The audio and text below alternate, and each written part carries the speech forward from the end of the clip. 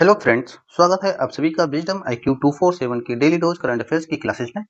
Friends, यहाँ पर हम यूपीपीसीएस, बीपीएससी, आरएएस, यूकेपीसीएस और इसी तरह से जो है यूपीएससी, पेट और आरओएआरओ आरओएआरओ और जो इसी तरह की अन्य परीक्षाएं हैं जिनमें समसामयिक घटनाक्रम जो है महत्वपूर्ण रोल निभाता है, उसके लिए जो है ये करंट अफेयर्स की क्लासेस है। और ये डेली क्लास है क्योंकि इसमें जो है आप डेली थोड़ा थोड़ा करके अपने जो है करंट अफेयर्स की स्किल को अच्छा बना सकते हैं। और आप जो है डेली करंट अफेयर्स को अगर आप पढ़ते हैं तो आप करंट अफेयर्स के टच में रहते हैं और अच्छे से आप जो है करंट अफेयर्स के प्रश्नों को हल कर सकते हैं। देखिए, आज का करंट अफेयर्स काफी महत्वपूर्ण है और ये करंट अफेयर्स आपकी परीक्षा की दृष्टि से काफी उपयोगी साबित होगा। तो चलिए देखते हैं सबसे पहले आज क्या है करंट अफेयर्स में। तो भारत सरकार के जुलाई 2026 के आर्थिक समीक्षा दस्तावेज के अनुसार भारत की अर्थव्यवस्था के लिए प्रमुख जोखिम क्या बताया गया है। देखिए, भारत सरकार जो है प्रत्येक वर्ष जो है वित्त मंत्रालय एक आर्थिक समीक्षा करता है जिसमें बताया गया है कि जो कच्चा तेल है इसकी कीमतों में लगातार वृद्धि जो हो रही है, इसके कारण क्या हो रहा है कि भारत का जो फिजिकल डेफिसिट यानी कि राजकोषीय घाटा है और चालू घाटा है यानी कि करंट अकाउंट डेफिसिट, उस पर दबाव लगातार बढ़ रहा है। इसके कारण क्या है, मुद्रास्फीति जो है बढ़ने की संभावना है। और भारत जो है, आप एक बात समझ लीजिए कि भारत जो है अपनी ऊर्जा आवश्यकताओं यानी कि ऑयल जो है इसके लिए 85% जो है आयात पर निर्भर करता है। तो आप समझ सकते हैं कितना महत्वपूर्ण है भारत के लिए ऑयल।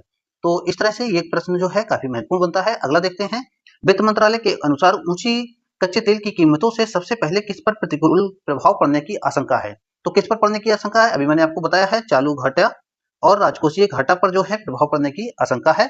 तो आप इस तरह से देख सकते हैं। अगला है कि जुलाई सितंबर 2026 की तिमाही के लिए सामान्य भविष्य निधि की ब्याज दर कितनी रखी गई है। कितनी रखी गई है?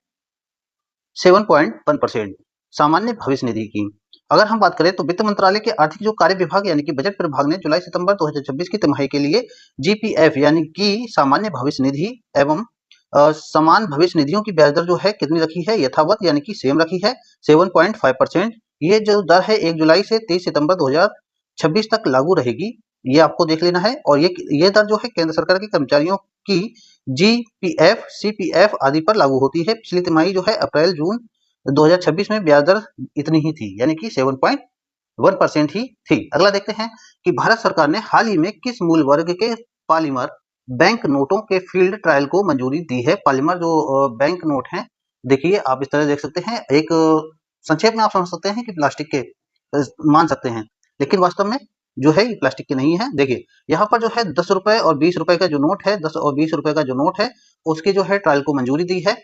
और ये जो है अगर देखें तो आरबीआई के प्रस्ताव को मंजूरी देते हुए किसने, भारत सरकार ने जो है आरबीआई के प्रस्ताव को मंजूरी दी है और 10 और 20 रुपए के पॉलीमर बैंक नोटों को ट्रायल की अनुमति दे दी गई है। वित्त राज्य मंत्री पंकज चौधरी जो है उन्होंने लोकसभा में बताया कि प्रत्येक मूल वर्ग के एक एक अरब नोट जो है ट्रायल के लिए छापे जाएंगे और सरकार ने स्पष्ट किया है कि कागजी मुद्रा को बदलने का कोई प्रस्ताव नहीं है। तो इसमें देखिए, आप ये समझ लीजिए कि कागजी जो मुद्रा है उसको बदलने का ऐसा कोई उद्देश्य नहीं है सरकार का, ना ही चाहती है। और इसके लिए आरबीआई की इकाई VRVNMPL ने 27 जुलाई 2026 को ग्लोबल टेंडर जारी कर दिया है। पॉलीमर जो नोट हैं अधिक टिकाऊ होते हैं, वाटरप्रूफ होते हैं, स्वच्छ एवं जो है उन्नत सुरक्षा विशेषताओं से युक्त होते हैं, ये आपको समझ लेना है। देख देखते हैं कि आरबीआई द्वारा जारी report central bank digital currency tracker जुलाई 2026 के अनुसार भारत में खुदरा यानी कि रिटेल सीबीडीसी पायलट के शहर में प्रारंभ किया गया है। तो ये जो है कहाँ प्रारंभ किया गया है, ये किया गया है नई दिल्ली में। नई दिल्ली में प्रारंभ किया गया है। देखिए, सीबीडीसी ई रुपए जो डिजिटल रुपी है इसके बारे में हम बात कर रहे हैं। डिजिटल रुपी का जो है खुदरा यानी कि रिटेल जो पायलट प्रोजेक्ट है ये शुरू कर दिया गया है। लेकिन इससे पहले क्या था, थोक पायलट प्रोजेक्ट की शुरुआत हुई थी और ये कब हुई थी, ये हुई थी 1 नवंबर 2022 को। सीबीडीसी ट्रैकर जुलाई 2026 जारीकर्ता कौन है, भारतीय रिजर्व बैंक, ये आपको याद रखना है। जारी कब किया गया है, 29 जुलाई 2026 को। और इसका पायलट प्रोजेक्ट कहाँ से स्टार्ट किया गया है, नई दिल्ली से। 3 पॉइंट आपको याद रखना है, काफी महत्वपूर्ण है। और ई रुपया जो है एक प्रकार का कैसा है, डिजिटल रुपया है। और थोक पायलट जो है इसकी शुरुआत कब हुई, 1 नवंबर 2022 को। 2 डेटें आपको याद रखनी है कि जो है खुदरा रिटेल यानी कि सीबीडीसी का पायलट प्रोजेक्ट कब शुरू हुआ, 29 जुलाई। कहाँ शुरू हुआ, नई दिल्ली में। जारी किसने किया, रिजर्व बैंक ने। और ये कैसा है, ये एक डिजिटल रुपए का प्रतीक है। और थोक पायलट की शुरुआत कब हुई है, 1 नवंबर 2022 को। चलिए अगला देखते हैं। तो काफी महत्वपूर्ण है कि भारत सरकार का एक वाहन एक फास्टैग अभियान आधिकारिक तौर पर कब से लागू किया गया है। एक फास्टैग एक जो है वाहन, इसका मतलब यह है एक वाहन एक फास्टैग। एक वाहन एक फास्टैग का मतलब ये हुआ है कि अब एक गाड़ी पर सिर्फ एक ही फास्टैग रहेगा। पहले लोग 2, 3, 4 या जो भी रख सकते थे वो लगा सकते थे, लेकिन अब सिर्फ एक ही रहेगा। फास्टैग का मतलब ये है कि आपकी गाड़ी जो है टोल प्लाजा पर जाती है, वहां पर ऑटोमेटिकली आपका जो है टोल काट लिया जाता है। तो फास्टैग का ये कार्य है। ये कब से हुआ है? ये हुआ है 29 जुलाई 2026 से लागू हो चुका है। और केंद्रीय जो सड़क परिवहन एवं राजमार्ग मंत्रालय है, इस अभियान को लागू किया है। इसके तहत जो है एक वाहन पर केवल एक ही फास्टैग रहेगा। ये मैंने आपको बता दिया है कि दोहरे फास्टैग उपयोग पर भारी जुर्माना और बैग लिस्टिंग का प्रावधान है। यदि आप जो है 2 फास्टैग अपने कार पर रखते हैं तो आपको है भारी जुर्माना और आपका जो है ब्लैक लिस्टिंग का भी प्रावधान किया गया है। ये कदम जो है टोल कनेक्शन में पारदर्शी, तेज और डिजिटल बनाने के लिए उठाया गया है। ये अभियान देश भर में राष्ट्रीय राजमार्गों और टोल प्लाजा पर लागू किया जाएगा। ये आपको याद रखना है। टोल भुगतान का लक्ष्य क्या है? डिजिटल इंडिया को बढ़ावा देना, टोल प्लाजा पर भीड़ भाड़ कम करना, समय, ईंधन और लागत की बचत करना इसके प्रमुख उद्देश्य हैं, लक्ष्य हैं।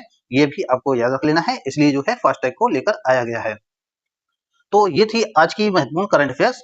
प्रश्न ज्यादा नहीं है लेकिन महत्वपूर्ण है। आप लोग जो है इनको अच्छे से कहीं कॉपी पर नोट डाउन कर लीजिए और जो है आप उसको बार बार रिवाइज कीजिए। आपका करंट अफेयर्स काफी अच्छे से तैयार हो जाएगा। आप लोग जो है कमेंट बॉक्स में बता सकते हैं, अगर कोई सजेशन हो तो आप उसको बता सकते हैं। तो वीडियो को लाइक कीजिए, चैनल को सब्सक्राइब कर लीजिए ऐसी ही अन्य वीडियो के लिए। Thank you.